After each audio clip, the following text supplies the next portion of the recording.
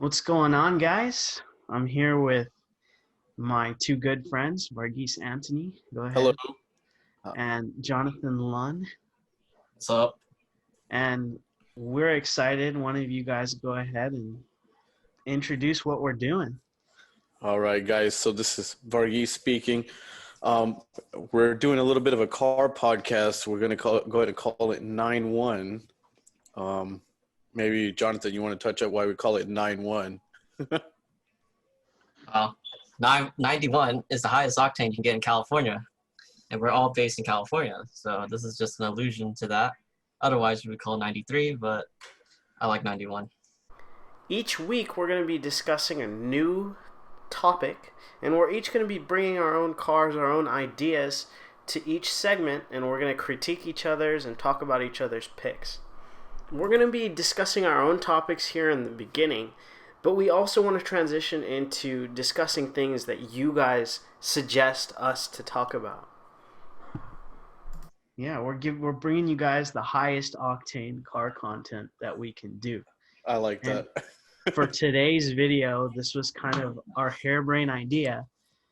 We're going to go ahead and start with our new car category. And we're picking cars that you can buy new now or that are lightly used that you think will appreciate in value. So I want to go ahead and let Jonathan kick this off. The GT86. All right? All right, hear me out. Hear me out on this. This car is relatively new. All right? All right. 8 years has been on the market already. Now, I see this car as the next Nissan 240SX. These things are going to be everywhere right now, but as soon as is given the axe, this car is going to appreciate in value. You're going to have a hard time finding a clean one. This is so easy to modify because of the front engine, rear drive nature of it. I've seen engine swaps on it, K swaps, what else? Ferrari engine, LSV8s, anything you can put in the front, you can make it work. This chassis is simple. There's not that many electronics like safety or anything. So it'll appeal to a lot of tuners, a lot of modders, and yeah. All right. What are your thoughts on this? I'm going to say I disagree. I mean, I agree with the point. Okay, I agree with the point that you can go buy this car right now and you can tune and do whatever you want with it. I mean, it is pretty much an extremely blank slate that you can do whatever you want to it. I think for that, it's going to be really popular. But like you said it's got to get the axe first. And I don't see this thing getting the axe at all for a good while, especially considering that Toyota is really pushing nowadays to be more sports oriented, or at least have somewhat of a focus on sports, especially with the Supra out now and a couple of the TRD Camry. That's, we would have never thought about that being a thing, and it is now. But I think this car's got to get the axe first, but I don't think it's ever going to get the axe, at least in a meaningful time frame where this thing can just shoot up in value. But I will give you, it is a great pick for a very good driver's car as a first kind of driver's car that you can tune and do stuff to yourself. Yeah, I could definitely see that in maybe 10 to 15 years, people are going to be looking at these. And I kind of agree with you, Jonathan, but I don't really see it appreciating in value. I kind of see this as maybe an MR2 in today's market, where, you see a nice one, you notice it, but it's nothing really that you're going to write home about. And I just think that it's because it's not powerful enough. I do enjoy the car. It is a good car. I just don't know if it's going to command higher prices later on because, like you said, it has to get the axe first. And I think that Toyota is going to keep this car as kind of a peppy little four-cylinder, naturally aspirated. Possibly they might turbo it. Maybe they're talking about it. But I just don't see, unless it's got a really hot motor or something changes in the future, I don't know if it's going to command a higher price. And And man, this I is a think high risk, high reward one. All right, okay, high risk, high reward pick. that's what I'm thinking. Varghese, let's see your pick. Okay, here we go. All right. Okay. Now you guys are gonna think this might be a little ridiculous, but hear me out on it. Is the LC 500 from Lexus. Now, I know, first impressions, there's no way this is gonna be a feature classic because it's expensive. But look past the price, right? If you're in the market for something like this, right, I would consider this a serious as a serious proposition. Value wise, yeah, it's gonna go anywhere from 90 to about 120,000. But take a look at it, right? I think what's gonna make it a classic is kind of what happened with the Aztec, and most cars that were kind of an ugly duckling when they showed up. That's a stretch there, Nowadays, buddy. yeah, it is. But look, this is just. I think it's just polarizing enough to be worth a second look. And what's more important for car guys and car gals, if you take a look under the hood, it is a V8 engine. You can get this with a V8 engine, and we're in a time where that is almost impossible to find at this point. People are opting for V6 twin turbos, and V8s are kind of a dying breed. So that's going to be the theme of my picks today. But the big thing about this is, yes, it's a little expensive, but it's a Lexus. It's got the LFA kind of spiritual, thing going on inside as well. It's got the digital dash, and it's got that V8 engine. So Okay. that's where you can't tune it like you can John's car, but this is kind of like that. You leave it clean, you reap the rewards later. Okay, All right. go for it, Jonathan. It's interesting that you brought up the Aston remark because I remember when this car came out, Motor Trend compared the Lexus LC500 to an Aston Martin, I forgot what it was, Vantage probably, Right. and how it diverged from the style of a typical GT cruiser. I remember them saying the high point of the hood on the Lexus is near the windshield, while on a typical GT car, it's on top of the front wheel. Yeah. But that's what makes it crazy, right? It's the style of it. Right. It's like funky. Right. The problem with this is it's a Lexus, right? You're not many people are gonna say, oh, I kind of want this Lexus right here, this LC500. It's another one of those models, like they just put it in their lineup, right? It's like with the LFA, that was like their halo car. You could tell it's a halo car because it was just so different. But this one they kept like the same naming moniker, like the LC and then a number behind it. And I don't know if this is gonna be like, they're gonna sell enough for it to be like readily available, and the people who do take it are just gonna keep it and drive it. Okay. I see your point.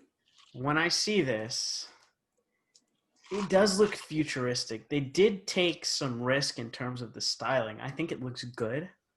I'm getting Audi TT vibes. When you see one now, Right. it's really nice. There was a bold stylistic choice. I see that in this car. But in terms of market value, I see it kind of as a specialty BMW type of vehicle, maybe an M5, M3, where the retention of value is there. But I don't think that enough people are going to buy these and modify them to see an appreciation, I guess you could say. I think that Right. it'll hold its value very well, but the thing that's going to set these apart are probably the really clean, low mileage ones. I can imagine people that have these drive the snot out of them, but it is a Lexus V8 at the end of the day. And I'm going to leave it at that. Okay. Well, Yeah. Well, that's fair points. So I mean, that's 2 or 3. We're waiting on yours now, Raj. yeah. So I'm really excited to share mine with you guys. Now, this is going to be kind of a right now pick, a 2020 pick. And it's going to be the Toyota Tacoma No. TRD Off-Road / TRD Sport Access Cab V6 3.5 liter with a 6-speed manual transmission. Now, before you say anything, they axed the Access Cab with the manual transmission, 4-wheel drive, TRD Sport, TRD Off-Road. So if you want an Access Cab Tacoma in any iteration, any drivetrain, any trim level, it's going to be an automatic. And I think that Tacoma is really steering away from the recipe that made the pickup great. We can talk about that in another video. I think the Tacomas retain their value, but in terms of appreciation, clean ones of these in 10, maybe even less years are going to really hold their value, and I think they're going to command a premium compared to their automatic counterparts. Okay, I'm gonna say something. I know I'm supposed to talk trash about this. However, I got to tell you, as somebody who used to sell Tacomas, as an ex-Toyota salesman, I have to agree. To be honest, I thought I would disagree when you showed me on the screen, but I do have to agree. Like a lot of people come in and they look specifically for an Axis cab 4x4 and everybody that I met that wanted a Tacoma wanted a manual, and they just didn't exist because the ones that do exist pretty much immediately get purchased as soon as they hit the lot, sometimes even before. Mm-hmm. So I mean, I would actually agree with this pick because, like you said, like Tacomas are one of those rare vehicles that just hold their value. But I think if in this configuration specifically, a TRD Sport, that because the TRD package comes with a lot of options that people want, but it doesn't go over the top like the TRD Pros do. Mm-hmm. And the price is there as well. So I do think I agree with you on this. Actually, I think it's a great pick. All right, Man, What about you, John? That leaves just you, John.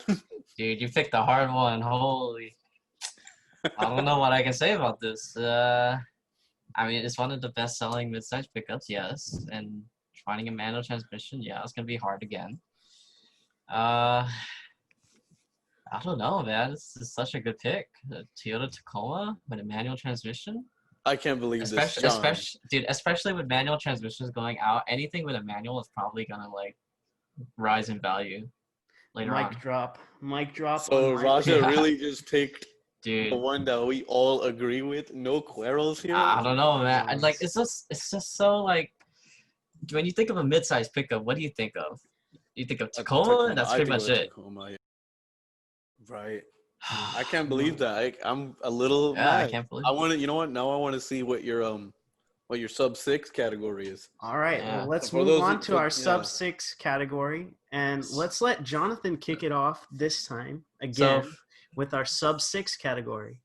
so for this category, we were thinking of like cars that are something you can't buy brand new. Something is like used and it will like keep its value or still appreciate, right? So what we just discussed before was our like brand used car that you can buy, but now we're going to our used cars, and I think let me take you back to the days of the 1990s Oh, where you got a bunch of sports cars, little hatches, and you know what, Honda, made some of the best sporty small cars, and something they just did recently that I know it's what we said under 6, but this is I decided to go under 10. oh, so you're gonna be the price pusher, huh? Yeah, I'm gonna be a price fisher. But I mean, Let's this is see. getting there. But I think this car right here, the Honda CRZ. No, get it Dude, off the screen. this was one Get of it my off the picks. screen. See, the Really? Honda CRZ, I think what this car is gonna raise in value later. This thing had a, what is it? A 1. I don't know. It's a hybrid engine, 1.5 liter, right? 1.5 liter hybrid engine with a 6-speed manual. No. What other car can you say it's a hybrid with a 6-speed manual? True. This car, it has this design flavor. But you know what, old Honda CRX. You know what, John? I'm looking at it, and I noticed the one you pulled up here is right-hand drive. Exactly. How That's many fine. were made in the U.S.? I don't know about that number. Let me search that up. While you guys trash on this. Go for it, Okay, Varghese. the only thing I have to say about this is, right, the CRZ, it's I don't know what to think about it. See, when you think about hybrid, yeah, it's kind of pioneering if you think about it that way. So I'll give John credit for that, because a 1.5 6-speed hybrid, the only other hybrid you think about when you think about hybrids nowadays is a Prius, which is the opposite end of anything we talk about on this podcast. So when you think about a CRZ, especially considering they actually had race-going versions in Japan, that raced in, like GT series. I don't know. I'm kind of warming up to it. I could see where this, but how much does it cost though? They're What's the about price range? Right 7, now, 8 for a good one. yeah, it's 7, 8. Yeah, That's really not that bad. I feel like it's really not that bad. a clean one. Yeah, I could see it. I mean, I have to say, I might be a little frustrated. There was also an option later on for a supercharger that you can put onto the engine. Wow. So I'm going to go ahead and hop on the mic here. When I was in the market for a new car in probably 16, they still had 2012s on the lot of this vehicle. Really? And I really had thought about it, but I never really went through with it. I think that this car is really pioneering, and it really showed Honda's, I guess you could say, pursuit of pushing the envelope, because this was something that wasn't, when you thought of a hybrid, you didn't think of a hybrid sports car, and that was the sales slogan, the hybrid sports car. And it gets about 29 miles to the gallon. It's probably not great in today's standard, but I think it's good that, for the time. Yeah, enough people forgot about these for them to really make a resurgent comeback, especially in today's day and age in terms of, saving the planet and fuel economy. I think that this is a great pick. This was one of my picks, actually, and I just glossed over it. So no qualms with me.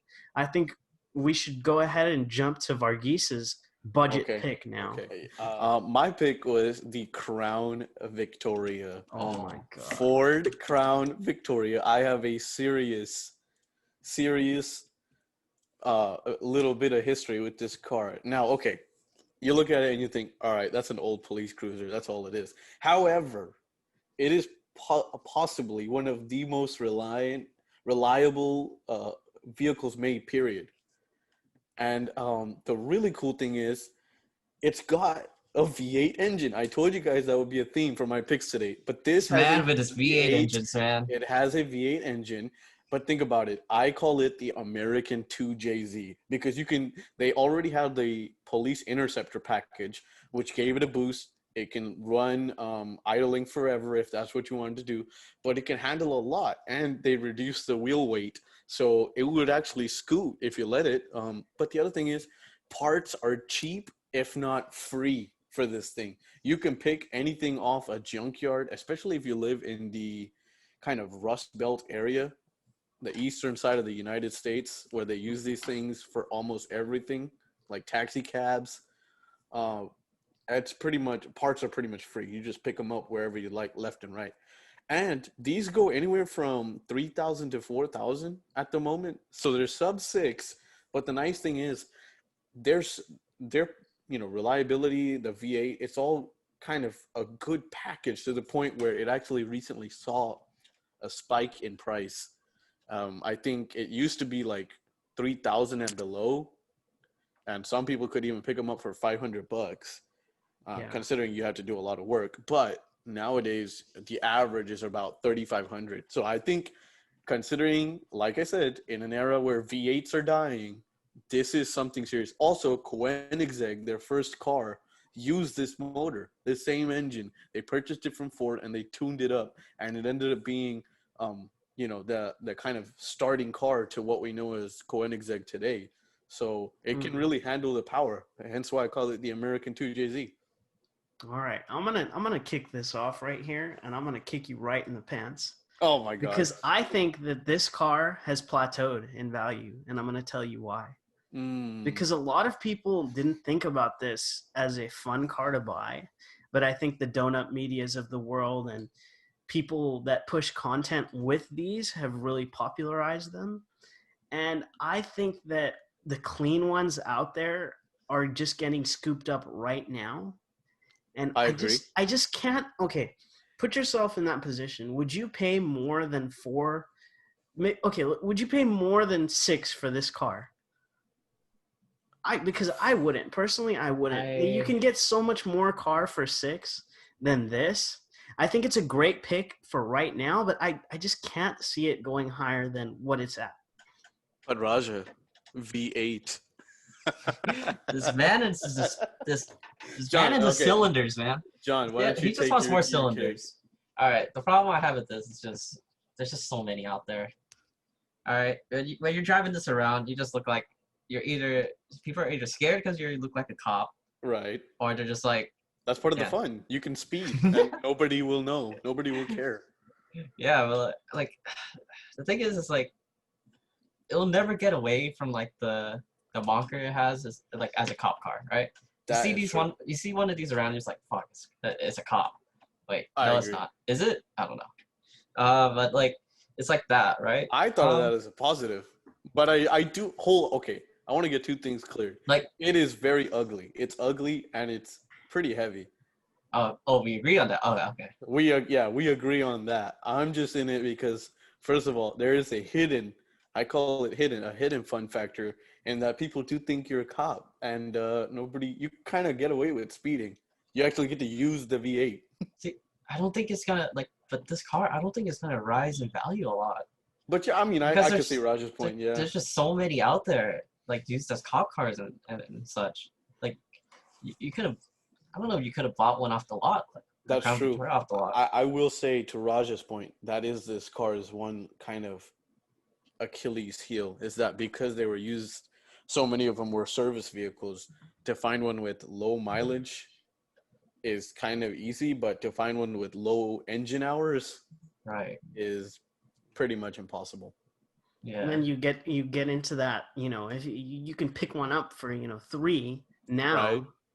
but you're going to end up having to put, another 3 into it. And Okay. to me anyway, I think Right. it's a solid pick. I respect it, but I'm going to have to respectfully disagree. And I'm going to go ahead and pull up my pick right here.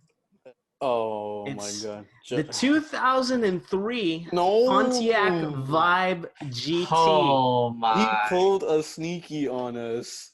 Which, as we all know, is a Matrix in a disguise. Yes. But the special thing about this particular Pontiac is it has the 2ZZGE, which Kawasaki helped Toyota design a high-revving, naturally aspirated 4-cylinder. Roger, you're wrong. It's Yamaha. Oh my gosh, it's Yamaha. Okay, Dude, this guy doesn't know his cars. Okay, all right. Oh. Well, Why is I he know on it's this high. I know podcast? it's high revving. Okay, it revs at 8,300 RPM, which is like pretty much the same as an AP2 S2000 if you think about it. And I think especially in the Pontiac iteration, nobody really expects these. And if you could scoop one of these up, I think that it will appreciate in value. I think that my pick also coincides with the Corolla XRS as well as the Matrix XRS. And I think it's a solid pick. It's a really sneaky daily that you can drive that's really reliable, and it'll be a lot of fun. How much is the Pontiac? How much does it go for? The 2003 Pontiac. Can we get the picture again? Okay, let's get that. I think they go from anywhere from about 4 to 5. Okay, here's All what right. when Wait, you wait, pulled it up. let me start this. Okay, let's hear from Hold it. Let me start. All right. The problem I have with this car, you specifically, I will tell you, I actually wanted a Matrix XRS, hot hatch, sporty car. All right, I expect that. The problem with the Pontiac is it's the same problem it has with the Saab. The Saab 9.3 or whatever it was, the one that had the WRX, Right. the The WRX. 9.3X, the 9.2X Aero. Yeah, that one. Like nobody even remembers it. Like people will just think it's just like, oh, it's just another WRX dressed up as a Saab, right? Mm-hmm. It's gonna be the same thing with this Pontiac. It's like, oh, it's just a Toyota Matrix dressed up, you know? But I'm gonna kick in here. I'm gonna say at first okay, when the picture came on the screen, I thought, why wouldn't I just go ahead and get a Toyota Matrix? But think about this, for better or for worse, value in a vehicle is also a big part of it is the how rare it is. How many Pontiacs exist now? I mean, it's not even a company anymore. Mm-hmm. That's And true. to rebuttal what you said, John, it's really just under disguise and not a lot of people know about it. I think that's a good thing. Not a lot of people know about it. If people Let me just put another point. Mm-hmm. The GT as well as the XRS, Yeah. as true drivers cars should, Mm-hmm. only came with a 6-speed manual transmission. Oh, see, I mean, okay, when you throw that in there as well, like think about this driving down the street. Yeah, it's sleeper. I mean, if you blinked, you would miss it. But if it was, somewhere around you, sooner or later, you would kind of notice and you'd be like, what is that? It's a Pontiac. Okay, but what is it? And yeah, it's a sleeper. I think everybody should have a sleeper somewhere in their rotation. And I gotta say, this is a pretty solid pick. I would have said, give me the Toyota version, but considering that this is far more rare, I would go with this. I could see the value proposition here, and it's 4 doors. Yeah, it's a hatch. We're getting into that crossover territory. But all right, guys, in an interest of keeping this short and sweet, I hope we really brought you guys some fun content. I think we all had fun, didn't we? Absolutely. Yeah. I was excited about the picks that I saw today. Good job. Now we pitch the question to you, our Yes. viewers. What is your pick for an appreciating car that you would buy new or used? And tell us in the comments below or on our socials that we will edit in later. Yes. Yes. These are your 91 hosts, and we'll see you at the pump next time. All right. See ya. All right. Well, that was fun, guys. Raja here. We pushed the question to you all. What do you want to hear us talk about? Feel free to reach out to us at 91_podcast on Twitter and Instagram. Let us know your picks. What would you choose for our topic today? And also, let us know what you think about our picks. Again, this is 91 Podcast, and we'll see you at the pump next time.